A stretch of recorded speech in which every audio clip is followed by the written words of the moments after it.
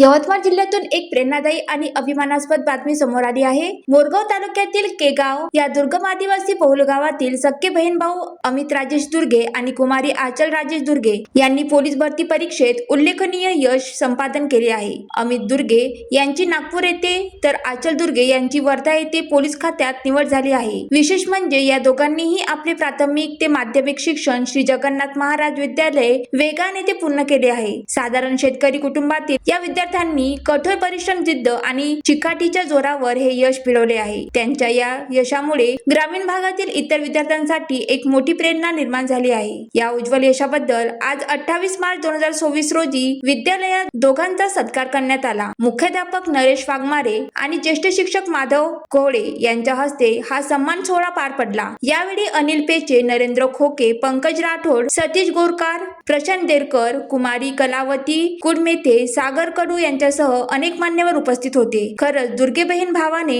मिळालेले हे यश प्रत्येकासाठी प्रेरणादायी आहे। ज्वालादीप न्यूज करिता नरेश राऊत, यवतमाळ।